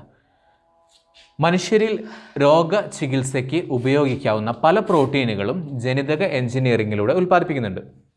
അപ്പോൾ ചുവടെ നൽകിയിരിക്കുന്ന സംഭവം നോക്കുക. ചികിത്സയ്ക്ക് ഉപയോഗിക്കുന്ന പ്രോട്ടീൻ ഇൻ്റർഫെറോൺ, അത് വൈറൽ രോഗങ്ങൾക്കൊക്കെ ഉപയോഗിക്കാവുന്നതാണ്. പിന്നെ ഇൻസുലിൻ, അതെന്തിനാണ് ഉപയോഗിക്കുന്നത്? പിന്നെ എൻഡോർഫിൻ എന്തിനാണ്? വേദനയ്ക്ക് ഉപയോഗിക്കുന്നുണ്ട്. സൊമാറ്റോട്രോപ്പിൻ, വളർച്ചാ വൈകല്യങ്ങൾ, അതായത് ഒരു കുട്ടിക്ക് വളർച്ച ഇല്ലാന്നുണ്ടെങ്കിൽ സൊമാറ്റോട്രോപ്പിൻ നമ്മൾ പഠിച്ചിട്ടുണ്ടെന്നില്ലേ? ട്രോപ്പിൻ, ആ സാധനമൊക്കെ അതിൻ്റെയൊക്കെ വളർച്ച ഹോർമോണാണെന്നൊക്കെ പറഞ്ഞിട്ട്. അപ്പോൾ അത് ഇല്ലാണ്ടായി കഴിഞ്ഞാൽ അതെന്ത് ചെയ്യാൻ പറ്റും? കൃത്രിമമായിട്ട് ഉണ്ടാക്കാൻ പറ്റും. ഇപ്പോൾ നമ്മൾ ഇൻസുലിൻ ഇല്ലാണ്ടായി കഴിഞ്ഞാൽ നമുക്ക് കൃത്രിമമായിട്ട് ഉണ്ടാക്കാൻ പറ്റില്ലേ? അതേപോലെ ഉണ്ടാക്കാൻ പറ്റും. ജൈവ സാങ്കേതിക വിദ്യയിൽ നിന്ന് ജനിതക എഞ്ചിനീയറിംഗ് ഏറെ വളർന്നിരിക്കുന്നു. ജീവികളിൽ കൂടുതൽ കാര്യക്ഷമമായി ജനിതക പരിഷ്കാരം വരുത്താൻ ഇന്ന് കഴിയുന്നുണ്ട്. ഒരു ജീവിയുടെ ജനിതക ഘടനയിൽ അഭിലഷണീയമായ ഗുണത്തെ പ്രതിനിധീകരിക്കുന്ന ജീനിനെ കടത്തിവിട്ടാണിത് സാധ്യമാക്കുന്നത്. ജനിതക പരിഷ്കാരം മുന്നോട്ട് വയ്ക്കുന്ന ഭാവിയുടെ വാഗ്ദാനങ്ങളിലൊന്നാണ് മരുന്ന് തരും മൃഗങ്ങൾ. അതെന്താണെന്ന് പറയാം. Farm animals. മനുഷ്യന് ആവശ്യമായിട്ടുള്ള ഇൻസുലിൻ്റെയും വളർച്ചാ ഹോർമോണുകളുടെയും ജീനുകളെ പശു, പന്നി മുതലായ ജന്തുക്കളിലേക്ക് സന്നിവേശിപ്പിച്ചിട്ടാണ് അവയെ എന്താക്കി മാറ്റുന്നത്? മരുന്ന് തരും മൃഗങ്ങളാക്കി മാറ്റുന്നത്. മൃഗങ്ങളുണ്ടല്ലോ അവിടെ ഇവിടെയൊക്കെ. നമ്മളെ ശരീരത്തിൽ ഒരു സാധനം വർക്ക് ചെയ്യണില്ല, ഇൻസുലിൻ ഉൽപ്പാദിപ്പിക്കാനായിട്ടുള്ള സംഭവം വർക്ക് ചെയ്യണില്ല. ഒരു പശു ആണെങ്കിൽ അവിടെ വെറുതെ ഉണ്ട്. അപ്പോൾ നമ്മൾ എന്ത് ചെയ്തു? ഈ സാധനം ഉണ്ടല്ലോ, ഇതിലത്തെ ജീന്, അതെടുത്ത് പശുവിനെ കുത്തിവെച്ചു. പശുവിനെ കുത്തിവെച്ച് കഴിഞ്ഞാൽ പശുവിൻ്റെ ശരീരത്തിൽ അതിങ്ങനെ ഉണ്ടാവും. അപ്പോൾ നമുക്ക് പശുവിന് എന്തൊക്കെ കിട്ടും? പാല് കിട്ടൂലേ? അതിലൊക്കെ അതിൻ്റെ കണ്ടന്റ് ഉണ്ടാവും, അതിൻ്റെ ഇതുണ്ടാവും. അല്ല, അതിൻ്റെ ക്വാളിറ്റീസ് ഉണ്ടാവും. നോക്കുക, ബാക്ടീരിയയെ ഉപയോഗിച്ച് ഇൻസുലിൻ ഉൽപ്പാദിപ്പിക്കുന്നതിന് ചില പരിമിതികളുണ്ട്. കാരണം ബാക്ടീരിയനെ വളർത്തണ്ടേ? എവിടെ വളർത്തണം? പരിചരിക്കണം, ഇതൊക്കെ ചെയ്യാന്നുള്ളത് പ്രയാസമാണ്. അപ്പോൾ ഇതിന് പകരം ജനിതക പരിഷ്കാരം വരുത്തിയ മൃഗങ്ങളുടെ രക്തത്തിൽ നിന്നോ പാലിൽ നിന്നോ ഔഷധങ്ങൾ വേർതിരിച്ചെടുക്കാൻ കഴിയുമെന്നതാണ് ഈ രംഗത്തെ ഗവേഷണ ഫലങ്ങൾ സൂചിപ്പിക്കുന്നത്. അതായത് പാലുണ്ടല്ലോ, ഇപ്പോൾ ഈ പറഞ്ഞ സംഭവം പാലിൽ നിന്ന് എന്ത് ചെയ്യാൻ പറ്റും? വേർതിരിച്ചെടുക്കാനായിട്ട് പറ്റും, അല്ലെങ്കിൽ രക്തത്തിൽ നിന്ന് വേർതിരിച്ചെടുക്കാനായിട്ട് പറ്റും. ഓക്കെ, വേറൊരു സംഭവം പറഞ്ഞുതരാം. നമ്മുടെ വൈറസ് ഉണ്ടായില്ലേ, ആ സമയത്ത് ഒരുപാട് പേർക്ക് വൈറസ് വന്നു, കുറച്ച് ദിവസം കഴിഞ്ഞിട്ട് പോയി. അപ്പോൾ നമ്മുടെ മുഖ്യമന്ത്രിയൊക്കെ പറഞ്ഞിട്ടുണ്ടായിരുന്നു അവരോട് എന്ത് ചെയ്യാൻ, ബ്ലഡ് ഡൊണേറ്റ് ചെയ്യാൻ പറഞ്ഞിട്ടുണ്ടായിരുന്നു. അതിലത്തെ പ്ലാസ്മ ഡൊണേറ്റ് ചെയ്യാനായിട്ട് പറഞ്ഞിട്ടുണ്ടായിരുന്നു. ഓക്കെ, അതായത് നമ്മളീ പറയുന്ന ഇത് ഞാൻ പറഞ്ഞില്ലേ, ഇത് നമ്മുടെ വൈറസിൻ്റെ ഏതാ? അപ്പോൾ ഈ ബ്ലഡ് ഉണ്ടല്ലോ, ഈ ബ്ലഡിൽ ഏതാ നമുക്ക് രോഗപ്രതിരോധ ശേഷിക്ക് സഹായിക്കുന്നതാണ്? WBC ആണ്, വൈറ്റ് ബ്ലഡ് സെൽസ് ആണ്. ആ വൈറ്റ് ബ്ലഡ് സെൽസ് ഉണ്ടെന്നുണ്ടെങ്കിൽ അത് നമ്മുടെ ശരീരത്തിലേക്ക് സന്നിവേശിപ്പിച്ച് കഴിഞ്ഞാൽ പിന്നെ വൈറസ് വരുമ്പോൾ നമുക്ക് പ്രതിരോധിക്കാനായിട്ടുള്ള ശേഷി കൂടുതലായിരിക്കും. പക്ഷെ അത് ലിമിറ്റേഷൻസ് ഉണ്ട്, കുറച്ച് ലിമിറ്റേഷൻസ് ഉണ്ട്. വന്നിട്ട് പോയ ആളുകളുടെ ബ്ലഡ് വെച്ചിട്ട് അങ്ങനെ ചെയ്യാൻ പറ്റും. നമ്മളിപ്പോൾ പറഞ്ഞ വൈറസിന് സൊല്യൂഷൻ കണ്ടെത്തി എന്ന് പറഞ്ഞില്ലേ, അതെന്ത് സംഭവം എന്നറിയോ? അത് വൈറസിനെയാണ് നമ്മുടെ ശരീരത്തിലേക്ക് കടത്തിവിടുന്നത്. ഇല്ല, വൈറസ് പക്ഷേ ആക്റ്റീവ് വൈറസ് അല്ല. വൈറസിൻ്റെ ചില ഭാഗങ്ങൾ നശിപ്പിച്ച ഏതെങ്കിലും ഭാഗങ്ങൾ നമ്മുടെ ശരീരത്തിൽ നമുക്ക് കിട്ടില്ല, പക്ഷെ അവർക്ക് കിട്ടും. ഈ സയൻറ്റിഫിക് രംഗത്തുള്ള ആളുകൾക്ക് അവർ എടുക്കാമല്ലോ. ഇപ്പോൾ ഈ നമ്മൾ ഇതെടുക്കൂലേ, നോക്കി എടുക്കൂലേ, അപ്പോൾ അതിന് വൈറസ് എടുക്കാമല്ലോ. എന്നിട്ട് അതിനെ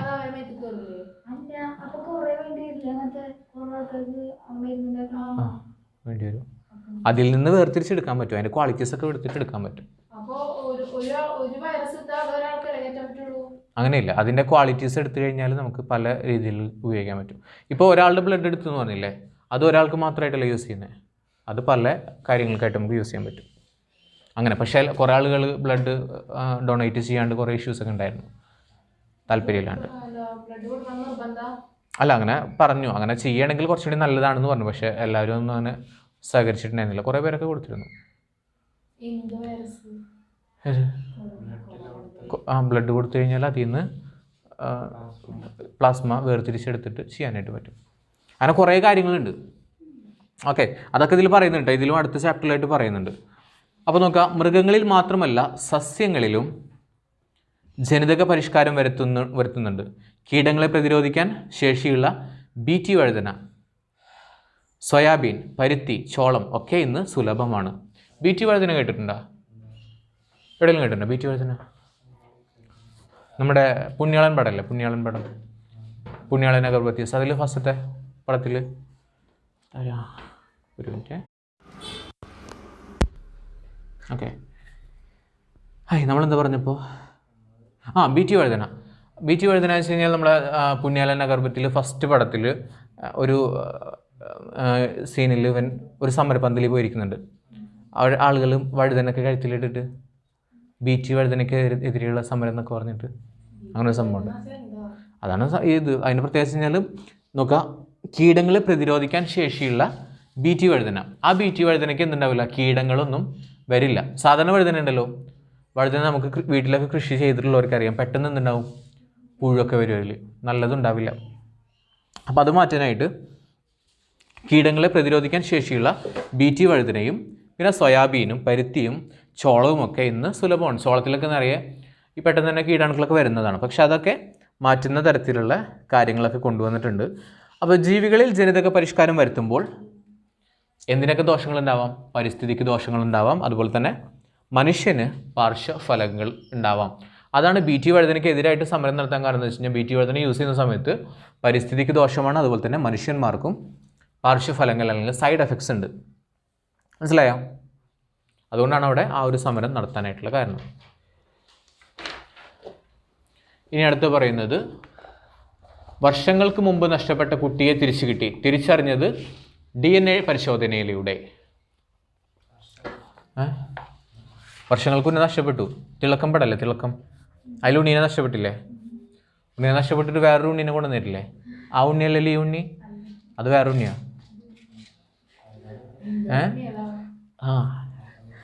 അപ്പോൾ അവിടെ ആ ഒരു സിസ്റ്റം ഉണ്ടായിരുന്നെങ്കിൽ അവർക്ക് കണ്ടെത്താൻ പറ്റിയായിരുന്നു ഈ കുട്ടീനെ. പിന്നെ ഭാര്യയും ഭർത്താവും തമ്മിൽ ഡിസ്പ്യൂട്ട് ഉണ്ടാവില്ലേ? അതായത് കുട്ടി ഉണ്ടായിരുന്നേക്കോ, കുട്ടീനെ നോക്കിയപ്പോൾ ഞാൻ ഇന്നലെ പറഞ്ഞ കേസ്, വെളുത്ത കുട്ടി കറുത്ത കുട്ടി എന്നൊക്കെ പറഞ്ഞിട്ട്. അപ്പോൾ അങ്ങനെയുള്ള ഇതിൽ നമുക്ക് ഈ ഒരു പരിശോധനയിലൂടെ, DNA പരിശോധനയിലൂടെ കുട്ടി ആരുതാന്ന് കണ്ടെത്താൻ പറ്റും. അപ്പോൾ ഒരു ഭാര്യയും ഭർത്താവും കല്യാണം കഴിഞ്ഞു, കുറച്ച് ദിവസം കഴിഞ്ഞിട്ട് കുട്ടിയായി. ദിവസമല്ല, കുറച്ച് മാസങ്ങളൊക്കെ കഴിഞ്ഞപ്പോൾ കുട്ടിയായി. അപ്പോൾ ഭർത്താവ് പറയണേ, ഇത് മറ്റേ ശങ്കരേട്ടൻ്റെ പോലെ ഉണ്ടല്ലോ, എൻ്റെ പോലെ അല്ലല്ലോ. അയാൾക്ക് ഡൗട്ട്. അങ്ങനെ അവർ ഇടിയായി. അങ്ങനെ ഇടിയായി കഴിഞ്ഞാൽ കേസ് കൊടുക്കലും കാര്യങ്ങളൊക്കെ ആയി. അങ്ങനെ പിന്നെ മനസ്സിലാവാനായിട്ട് എന്താണ് DNA പരിശോധന. ശങ്കരേട്ടൻ്റെ DNA എടുക്കും, ഇയാൾ DNA എടുക്കും, കുട്ടീൻ്റെ DNA എടുക്കും. ശങ്കരേട്ടന് വേറെ ഒരാൾ. അങ്ങനെ അവരുടെ 3 DNA എടുത്ത് നോക്കുമ്പോൾ കുട്ടിയുടേതും ആരുടെ അടുത്താണോ മാച്ച് ആവുന്നത് അയാളാണ് കുട്ടിയുടെ അച്ഛൻ. ഓക്കെ, അങ്ങനെയുള്ളതുണ്ട്. പിന്നെ നമ്മൾ അതാരെന്ന് പറയാൻ പറ്റില്ല, അതിന് ടെസ്റ്റിന് റിസൾട്ട് വന്നിട്ടില്ല. പിന്നെ ഒരു ഇതുണ്ടല്ലോ, മിന്നാരത്തിലില്ലേ ആ ശോഭന കുട്ടീനിട്ട് വരുന്നത്, അതൊക്കെ ഇതിലാണ്. ഓക്കെ, DNA പരിശോധനയിലൂടെ ആളുകളെ തിരിച്ചറിയാൻ കഴിയുന്നത് എങ്ങനെയാണ്? ചുവടെ നൽകിയ വിവരണം സൂചകങ്ങൾക്കനുസരിച്ച് ചർച്ച ചെയ്ത് നിഗമനം രൂപീകരിച്ച് സയൻസ് ഡയറിയിൽ എഴുതും. ഇനി DNA ഫിംഗർ പ്രിൻറ്റിങ് എന്താണെന്ന് പറയുന്നുണ്ട്. ന്യൂക്ലിയോടൈഡുകൾ നമ്മൾ നേരത്തെ പറഞ്ഞിരുന്നു, കഴിഞ്ഞ ക്ലാസ്സിൽ പറഞ്ഞിരുന്നു ഇന്നലെ. ന്യൂക്ലിയോടൈഡുകളുടെ ക്രമീകരണം പരിശോധിക്കുന്ന സാങ്കേതിക വിദ്യയാണ് DNA പ്രൊഫൈലിംഗ്. 1984 അലക് ജെഫ്രി എന്ന ശാസ്ത്രജ്ഞൻ നടത്തിയ ചില പരീക്ഷണങ്ങളാണ് DNA പരിശോധന എന്ന സാധ്യതയിലേക്ക് വഴിതെളിയിച്ചത്. ഓരോ വ്യക്തിയിലെയും വിരലടയാളം വ്യത്യസ്തമായിരിക്കും അല്ലേ? ഈ കണ്ടെത്തലാണ് DNA പരിശോധനയ്ക്ക് അടിസ്ഥാനമായത്. ഓക്കെ, അതിനാൽ ഈ അതേപോലെ തന്നെ എന്തുണ്ട്, DNAയിലെ ന്യൂക്ലിയോടൈഡുകളുടെ ക്രമീകരണവും വ്യത്യസ്തമായിരിക്കും. എല്ലാവരുടെയും ഫിംഗർ പ്രിൻറ്റും വ്യത്യാസമല്ലേ? അതേപോലെ തന്നെയാണ് എന്തിട്ട് DNAയിലുള്ള എന്തിൻ്റെ ക്രമീകരണം, ന്യൂക്ലിയോടൈഡുകളുടെ ക്രമീകരണം എല്ലാവരിലും ഡിഫറെൻ്റ് ആയിരിക്കും. അപ്പോൾ ഇതാണ് DNA പരിശോധനയ്ക്ക് അടിസ്ഥാനമായത്. അതിനാൽ ഈ സാങ്കേതിക വിദ്യയെ പറയുന്നതാണ് DNA ഫിംഗർ പ്രിൻറ്റിങ്. ന്യൂക്ലിയോടൈഡുകളുടെ ക്രമീകരണത്തിൽ ഏറ്റവും സമാനത അടുത്ത ബന്ധുക്കൾ തമ്മിലായിരിക്കും. മനസ്സിലായ? സമാനതകൾ ഏറ്റവും അടുത്ത ബന്ധുക്കൾ തമ്മിലായിരിക്കും. അതായത് മിന്നാരം പടത്തിലേക്ക് പോകാം. മിന്നാരം പടത്തിൽ എന്തുണ്ടായെന്ന് വെച്ച് കഴിഞ്ഞാൽ ടെസ്റ്റ് ചെയ്യാൻ കൊണ്ടുപോയി മോഹൻലാലിൻ്റെ കുട്ടി ഇതാണെന്ന് നോക്കാൻ വേണ്ടിയിട്ടാണ് കൊണ്ടുപോയത്. അപ്പോൾ ടെസ്റ്റ് റിസൾട്ട് വന്നു, അതാണെന്നുണ്ടെങ്കിൽ ഇത് തന്നെയാണ് മോഹൻലാലിൻ്റെ കുട്ടി തന്നെയാണ് റിസൾട്ട് വന്നു. കാരണം എന്താ? മോഹൻലാലിൻ്റെ ഏട്ടൻ്റെ കുട്ടിയാണെന്ന് വെച്ച് കഴിഞ്ഞാൽ ഏകദേശം വളരെയധികം എന്തുണ്ട്, സാദൃശ്യം ഉണ്ടാവാം. ഈ ഒരു ന്യൂക്ലിയോടൈഡുകൾ തമ്മിൽ, ബന്ധുക്കൾ തമ്മിൽ ഭയങ്കരമായിട്ടുള്ള സാദൃശ്യം ഉണ്ടാവാം. ഓക്കെ, ചെറുതായിട്ട്, പക്ഷേ അങ്ങനെ ഉണ്ടാവാം. മൈന്യൂട്ടായിട്ട് നോക്കിക്കഴിഞ്ഞാൽ അറിയാം. പക്ഷേ അവിടെ എന്താ സംഭവം എന്ന് വെച്ച് കഴിഞ്ഞാൽ ചേട്ടൻ വരാനൊരു സാധ്യതയില്ല. അതായത് ശോഭനയും ഇവനും തമ്മിലാണല്ലോ കോളേജിലൊക്കെ പഠിച്ചിരുന്നതൊക്കെ. ചേട്ടനായിട്ട് അങ്ങനെ ഒരു കണക്ഷൻ ഉണ്ടാവാൻ സാധ്യതയില്ല. അതുകൊണ്ടാണ് ചേട്ടനെ നോക്കാതിരുന്നത്. ശോഭനയുടെ കുട്ടിയല്ല, ആ കുട്ടിയുടെ വെച്ച് നോക്കുന്ന സമയത്ത്. അപ്പോൾ ശോഭനയുടെ കുട്ടിയാന്ന് പറഞ്ഞിട്ടാണ് വന്നിട്ടുള്ളത്. അതല്ല, ഇനി ചേട്ടൻ്റെതും വെച്ച് നോക്കുകയാണെങ്കിൽ തീർച്ചയായിട്ടും ചേട്ടൻ്റെതാണെന്ന് മനസ്സിലാവാൻ പറ്റും. കൂടുതൽ മാച്ചിങ് ഇവനായിട്ടാണ് എന്നുള്ളതാണ്. മനസ്സിലായല്ലോ? അപ്പോൾ സമാനത അടുത്ത ബന്ധുക്കൾ തമ്മിലായിരിക്കും. അതിനാൽ കുടുംബ പാരമ്പര്യം കണ്ടെത്താനും മാതൃത്വ പിതൃത്വ തർക്കങ്ങളിൽ, അതാണ് നമ്മൾ നേരത്തെ പറഞ്ഞ ശങ്കരേട്ടൻ്റെ പരിപാടി, അതിലും എന്ത് ചെയ്യാൻ പറ്റും? യഥാർത്ഥ മാതാപിതാക്കളെ തിരിച്ചറിയാനും പ്രകൃതിക്ഷോഭം, യുദ്ധം തുടങ്ങിയ കാരണങ്ങളാൽ നഷ്ടപ്പെട്ടവരെ വർഷങ്ങൾക്ക് ശേഷം കണ്ടെത്തുമ്പോൾ തിരിച്ചറിയാനും DNA പ്രൊഫൈലിംഗ് സഹായകമാണ്. അമ്മ അറിയാനും. അതായത്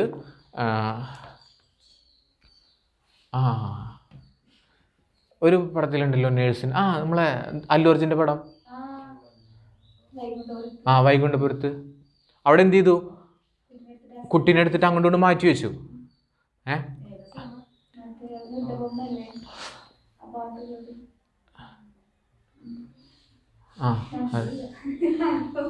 അവിടെ എന്താണെന്ന് വെച്ച് കഴിഞ്ഞാൽ കുട്ടീനെ എടുത്തിട്ട് മാറ്റി കിടത്തി.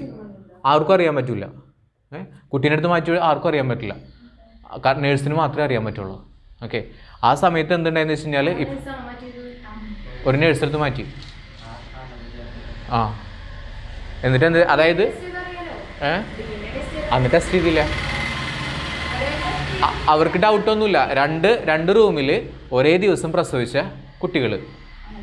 അപ്പോൾ എന്ത് ചെയ്തു, നേഴ്സ് അതിനെടുത്തിട്ട് അങ്ങോട്ട് കൊണ്ട് മാറ്റി കിടത്തി. അതായത് പണക്കാരൻ്റെ കുട്ടീനെ എടുത്തിട്ട് പാവപ്പെട്ടവൻ്റെ ഇതിലാക്കി. അതായത് അവിടുത്തെ ജോലിക്കാരൻ്റെ കുട്ടീനെയാണ് പണക്കാരൻ്റെ ഇതാക്കി മാറ്റിയത്. ആ ജോലിക്കാരൻ വിചാരിച്ചെന്താ അറിയോ, എൻ്റെ കുട്ടി അവിടെ ജീവിക്കണം, വലിയ വീട്ടിൽ ജീവിക്കണം. ആ വലിയ വീട്ടിലത്തെ കുട്ടി എൻ്റെ വീട്ടിൽ പിച്ചക്കാരനെ പോലെ ജീവിക്കണം, കാരണം ഞാനവിടെ ജോലിക്ക് നിൽക്കണമല്ലേ. അങ്ങനെ എന്നിട്ട് ഇവൻ അല്ലു അർജുന് വലിയ വീട്ടിലത്തെ കുട്ടിയായിരുന്നു. അതിനെ ഇവിടെ കൊണ്ടുവന്നിട്ട് ആകെ കഷ്ടപ്പെടുത്തി. ആ എന്നിട്ട് അത് വേറൊരു നടനാ, വില്ലനല്ല, പാവം. അതങ്ങനെ. അപ്പോൾ അത് DNA ഇതാക്കിയിരുന്നെങ്കിൽ മനസ്സിലാക്കാമായിരുന്നു. ഓക്കെ, പക്ഷേ അവിടെ DNA ഒരു സംശയം ഉണ്ടാവുന്നില്ല. തിരിച്ചറിയില്ല. അതൊരു ഭയങ്കര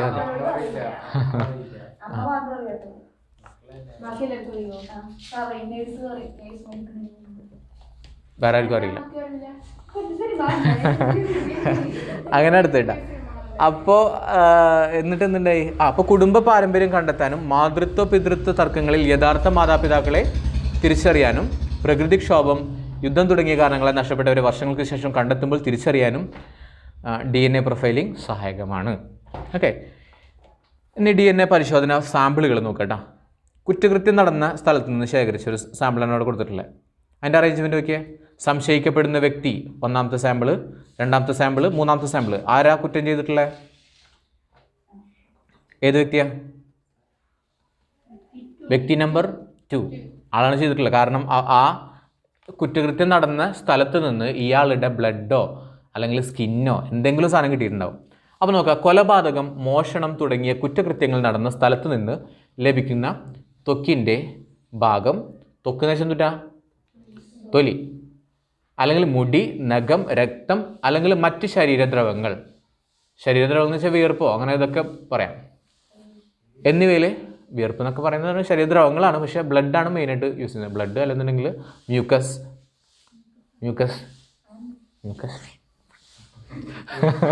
ആ സംഭവമൊക്കെ അല്ലേ, ഇങ്ങനെ പിഴിഞ്ഞെടുക്കില്ലേ മ്യൂക്കസ്, അതൊക്കെ ഇതായിരിക്കും. DNA സംശയിക്കപ്പെടുന്നവരെ DNA താരതമ്യം ചെയ്യുന്നു. അങ്ങനെ സംശയിക്കപ്പെടുന്നയാൾ യഥാർത്ഥ കുറ്റവാളിയാണോ അല്ലെങ്കിൽ കുറ്റവാളിച്ചിയാണോ എന്ന് തിരിച്ചറിയാൻ ഇതുവഴി കഴിയുന്നു. ഓക്കെ, മനസ്സിലായോ?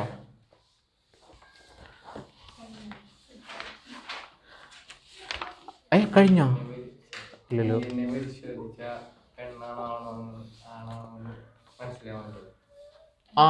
അതൊരു കാര്യമാണ്. അതായത് ഇപ്പോൾ ഈ DNA പരിശോധിച്ച് കഴിഞ്ഞാൽ ആണാണോ പെണ്ണാണോ എന്ന് അറിയാൻ പറ്റുമെന്ന് ചെറിയ തോതിൽ അറിയാൻ പറ്റും. കാരണം എന്താ വെച്ച് കഴിഞ്ഞാൽ നമ്മൾ ഈ പറയുന്ന ഭൂകമ്പം കാര്യങ്ങളൊക്കെ ഉണ്ടാവില്ലേ, ആ സമയത്ത് ചിലപ്പോൾ ഫുള്ള് ബോഡി എന്തായിട്ടുണ്ടാവും, ആകെ ചപ്പിളിപിളി ആയിട്ടുണ്ടാവും, അതിന് ചെറിയൊരു കഷ്ണം കിട്ടുന്നുണ്ടാവുള്ളൂ. അതുകൊണ്ട് ഏത് ഫാമിലിയിൽപ്പെട്ട കാര്യങ്ങളാണെന്നൊക്കെ നമുക്ക് അറിയാൻ പറ്റും. അങ്ങനെ ഒരു ഇതുണ്ട്. ശരിക്കും അത് ക്രോമസോമിന് അത് കണ്ടെത്താൻ പറ്റും. പിന്നെ ക്രോമസോംസ് ഉണ്ടല്ലോ, ക്രോമസോംസിലാണ് ശരിക്കും അത് നോക്കാൻ പറ്റും. നമ്മൾ പഠിച്ചിട്ടുണ്ടായിരുന്നില്ലേ, XX, XY, ആ ക്രോമസോമിൻ്റെ അടിസ്ഥാനത്തിലാണ് സാധാരണ ഇതിൽ ചെക്ക് ചെയ്യാൻ പറ്റുന്നത്. DNA കൂടുതൽ അതാണ്.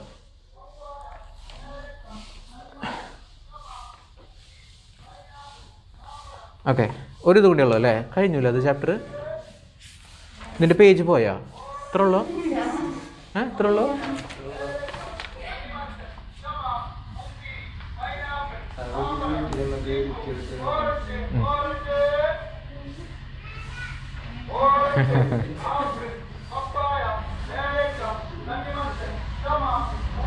തമാം എന്തുട്ടാ? ഒരു മഞ്ഞ പോലത്തെ അതാ തമാം. ഞാൻ കഴിച്ചിട്ടില്ല തമാം. ഒരു ഉരുണ്ടിട്ട് മത്തങ്ങ പോലത്തെ ചെറിയൊരു ഇത് തമാം ഞാൻ കഴിച്ചിട്ടില്ല. തമാം ഓക്കെ, അപ്പോൾ DNA ഫിംഗർ പ്രിൻറ്റിങ് എന്ന സാങ്കേതികവിദ്യയുടെ അടിസ്ഥാനം എന്താണ്? മനുഷ്യരിലെ ഇതുണ്ടല്ലോ, തമ്പ് വിരലടയാളം പോലെ തന്നെ എന്തുകൊണ്ട് വ്യത്യാസമുണ്ട്? DNA വ്യത്യാസമുണ്ട്, വർക്ക് ചെയ്യില്ല.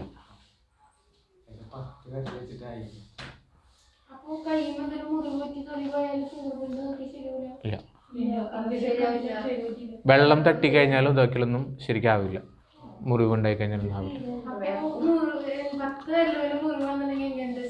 നമ്മൾ മറ്റേ വിരലുമ്മ ഇതാക്കിയിട്ടുണ്ട്. ഞാൻ ഇതുമ്മലും വെച്ചിട്ടുണ്ട്.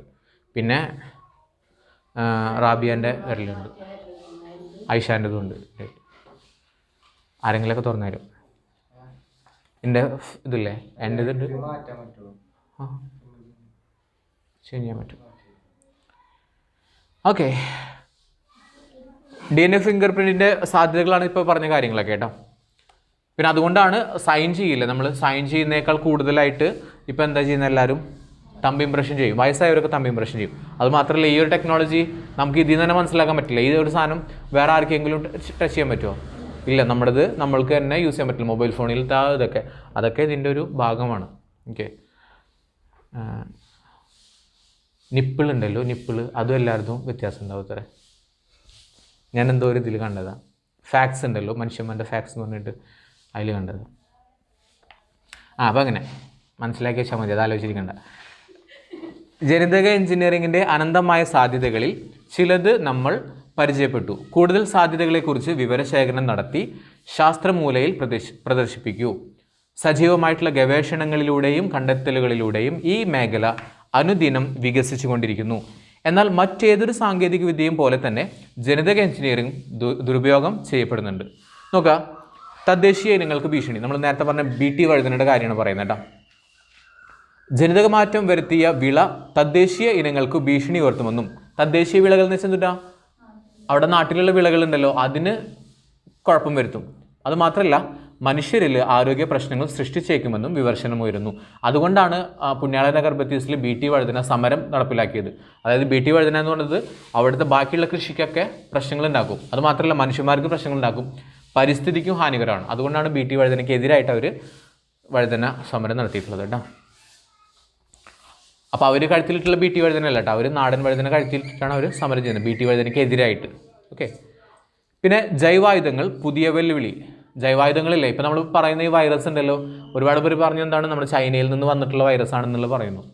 ചൈനയിൽ നിന്ന് ആവാതിരിക്കാം, അറിയാമല്ലോ. പക്ഷേ അങ്ങനെയൊക്കെ ചെയ്യുന്നുണ്ട് ഒരുപാട് രാജ്യങ്ങൾ. ഈ പറയുന്ന ചൈന പോലെയുള്ള രാജ്യങ്ങൾ വൈറസുകളിനൊക്കെ എന്ത് ചെയ്യുന്നുണ്ട്, വളർത്തിയിട്ട് ആവശ്യം വരുമ്പോൾ അത് യൂസ് ചെയ്യുന്നുണ്ട്.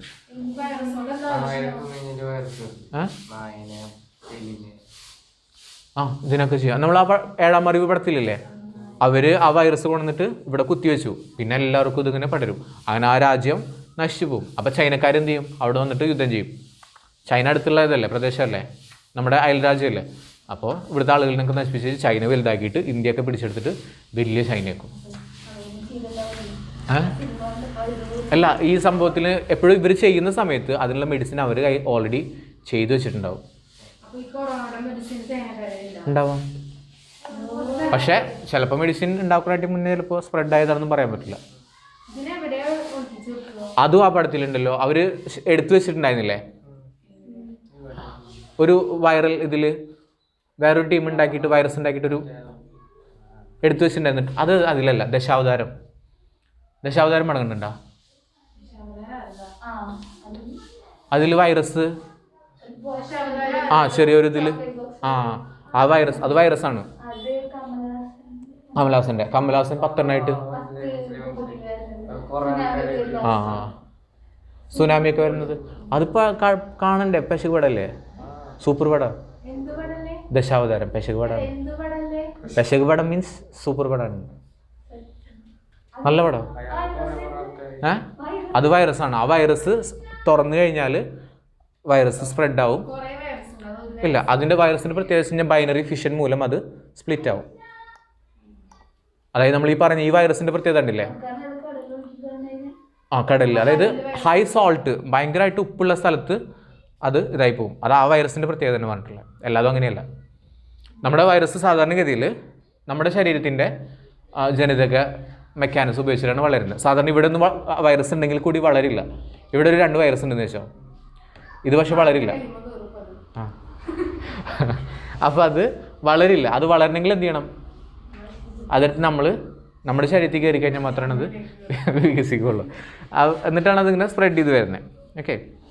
പിന്നെ ജൈവായുധങ്ങൾ പുതിയ വെല്ലുവിളി. അതാണ് ഇപ്പോൾ പറഞ്ഞത്. ജനിതകമാറ്റം വരുത്തി സൃഷ്ടിക്കുന്ന മാരക രോഗാണുക്കളെയും ജൈവ സാങ്കേതിക വിദ്യയിലൂടെ പെരുപ്പിച്ചെടുക്കുന്ന രോഗാണുക്കളെയും ശത്രുക്കളുടെ മേൽ ഉപയോഗിക്കുന്ന യുദ്ധരീതിയാണ് ജൈവായുധം. അതാണ് ഈ പറയുന്ന ചൈനക്കാർ ചെയ്തു എന്ന് പറയപ്പെടുന്നത്. ഓക്കെ. ഇനി ജനിതകമാറ്റം അവകാശ ലംഘനമാണെന്ന് പറയുന്നു. ജനിതകമാറ്റം ജീവികളുടെ സ്വാതന്ത്ര്യത്തിന് മേലുള്ള കടന്നുകയറ്റമാണെന്നും ഇത് അവകാശ ലംഘനമാണെന്നും ചില സംഘടനകൾ വാദിക്കുന്നുണ്ട്. യുദ്ധം ചെയ്യാനൊക്കെ ആയിട്ട് ഉപയോഗിച്ചിരുന്നു. എപ്പോഴും അതിൻ്റെ മാറാനുള്ള സംഭവം അറിയണമെങ്കിൽ മാത്രമാണ് സാധാരണഗതിയിൽ അവനെ ഉപയോഗിക്കാൻ പാടുള്ളൂ എന്നൊക്കെ ഉണ്ട്. അങ്ങനെ പിന്നെ ഈ പറയുന്ന ജനിതക മാറ്റം, അതായത് ഇപ്പോൾ നമ്മൾ പറയില്ലേ, ഒരു 2 ടൈപ്പ് ബ്രീഡ് ഡോഗ്, നായനെ 2 ടൈപ്പും കൂടി മിക്സ് ചെയ്തിട്ട് ഒരു ടൈപ്പ് ആക്കും. കണ്ടിട്ടില്ല? ഒരു വലിയ ജർമ്മൻ ഷെപ്പേർഡും ഒരു ചാവാലിപ്പട്ടിയും അതിനും കൂടിയിട്ട് ഇതാക്കിയിട്ട് പുതിയൊരു കുട്ടി ഉണ്ടാകുന്ന സമയത്ത് അതിൻ്റെ ക്വാളിറ്റീസ് ഇതിൻ്റെ ക്വാളിറ്റീസ് ഉള്ളൊരു കുട്ടി ഉണ്ടാവും. അത് കുരയ്ക്കും, ബൗക്കും. അല്ല, അത് കുരയ്ക്കും. പക്ഷെ മറ്റേതിനാണെങ്കിൽ വില കൂടുതലല്ലേ. അതായത് ഒറിജിനൽ സാധനം ഉണ്ടല്ലോ, ഇപ്പോൾ ഐഫോണിന് ഏകദേശം 1 ലക്ഷം രൂപ ഉണ്ടെന്ന് ഇരിക്കാം. ആളുകൾ എന്ത് ചെയ്യും? സാധാരണക്കാർക്ക് യൂസ് ചെയ്യാൻ വേണ്ടിയിട്ട് ചില ആളുകൾ ഐഫോണിൻ്റെ കോപ്പി ഇറക്കും. അതൊരു 50,000 രൂപയ്ക്ക് ഇറക്കും. അപ്പോൾ സാധാരണക്കാർക്ക് മേടിക്കാൻ പറ്റും. അതേപോലെ തന്നെ ഈ ജർമ്മൻ ഷെപ്പേർഡിൻ്റെ വില ഭയങ്കര വിലയാണ്. അപ്പോൾ സാധാരണക്കാർക്ക് ഇത് മേടിക്കാൻ പറ്റില്ല. അപ്പോൾ ഇവരെന്ത് ചെയ്യും? ജർമ്മൻ ഷെപ്പേർഡിൻ്റെ പോലത്തെ ഒരു സാധനത്തിന് തരാൻ എന്നിട്ട് ഇവർ വേറൊരു ചാവാലിപ്പെട്ടിനെ എടുത്തിട്ട് ക്രോസ് ചെയ്തിട്ട് അതിനൊരു കുട്ടി ഉണ്ടായി കഴിഞ്ഞാൽ ഇവർക്ക് കൊടുക്കും. ശരിക്കും ജർമ്മൻ ഷെപ്പേർഡല്ല, പക്ഷേ കാണാനൊക്കെ അതിൻ്റെ പോലെ തന്നെ ഉണ്ടാവും. പക്ഷേ ചില വ്യത്യാസങ്ങളൊക്കെ ഉണ്ടാവും. ഏത് പട്ടിയുടെ? German shepherd. അങ്ങനെ കുറേ ടൈപ്പ് ഉണ്ട്. അവിടെ ഏത് ഞങ്ങളുടെ എൻ്റെ അളിയൻ്റെ കൂടെ ഉണ്ടായിരുന്നോ? Rottweiler. നല്ല തടിയൊക്കെ നല്ല മസിലൊക്കെ ഉള്ള നായ. ജിമ്മിനോണില്ല, അവിടെ തന്നെ പുഷപ്പൊക്കെ എടുക്കുന്നുണ്ട്. നല്ല ആയിട്ടില്ല. അതിൻ്റെ കൂടൊക്കെ പൊളിച്ചിട്ടൊക്കെ പുറത്തേക്ക് വരും. അത് കൂടൊക്കെ പൊളിക്കും. പിന്നെന്തോ ഇതുണ്ടല്ലോ, ഒരാളിട്ട് മാത്രം, അല്ലെങ്കിൽ ആ ഫാമിലിയിലുള്ള ഒരാളിട്ട് മാത്രമൊക്കെ ഉണ്ട് ഇതാവുള്ളൂ അത്ര. അങ്ങനെയൊക്കെ ഉണ്ട്. പിന്നെ ഒരു വീഡിയോ കണ്ടിട്ടില്ലേ, മറ്റേ ഒരു പട്ടി ഇങ്ങനെ ഇതാക്കിയിട്ട് ഒരു വീഡിയോ കണ്ടിട്ടില്ലേ? വേറെ സ്ഥലത്ത് നായകൾ ഭയങ്കരമായിട്ട് ഇതൊക്കെ ചെയ്യുന്നു. ഒരു വീട്ടിലത്തെ നായ കൈവിട്ട് എന്നൊക്കെ കണ്ട് പാപ്പ് തിന്നാൻ കൈവിട്ട് കണ്ടിട്ടില്ല? അതേ കാണിച്ചു, ഞാൻ അയച്ചു തരാട്ടത്. അങ്ങനെ ഒരു വീഡിയോ ഒക്കെ ഉണ്ട്. അപ്പോൾ മനുഷ്യ പുരോഗതിക്ക് ഉപാധിയാകേണ്ട സാങ്കേതിക വിദ്യകളും ദുരുപയോഗം ചെയ്യുന്നത് ശരിയാണോ? ശരിയല്ല. ഇത്തരം സാധ്യതകൾ നിലനിൽക്കുമ്പോൾ ജനിതക എഞ്ചിനീയറിങ്ങിന് പ്രോത്സാഹിപ്പിക്കാനാകുമോ? അങ്ങനെയാണെങ്കിൽ പ്രോത്സാഹിപ്പിക്കാനാവില്ല, പക്ഷേ ഒരു പരിധിവരെ ഇതിനെ പ്രോത്സാഹിപ്പിക്കേണ്ടതാണ്.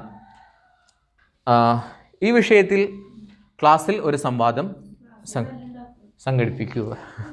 മനുഷ്യൻ്റെ ചിന്താശേഷിയുടെ ഉൽപ്പന്നമാണ് ശാസ്ത്രവും സാങ്കേതികവിദ്യയും. മനുഷ്യ നന്മയ്ക്കായി പ്രയോജനപ്പെടുത്തുമ്പോൾ മാത്രമേ നമുക്ക് ഈ ചിന്താശേഷിയോട് നീതി പുലർത്താൻ കഴിയൂ. മനുഷ്യൻ അഭിമുഖീകരിക്കുന്ന വെല്ലുവിളികളെ അതിജീവിക്കാനുള്ള ഉപാധി എന്ന നിലയ്ക്കാണ് ഏതൊരു ശാസ്ത്രവും സാങ്കേതികവിദ്യയും നമ്മൾ പ്രയോജനപ്പെടുത്തേണ്ടത്. അത്രയുമാണ് ആ ഒരു ചാപ്റ്റർ പറയുന്നത്.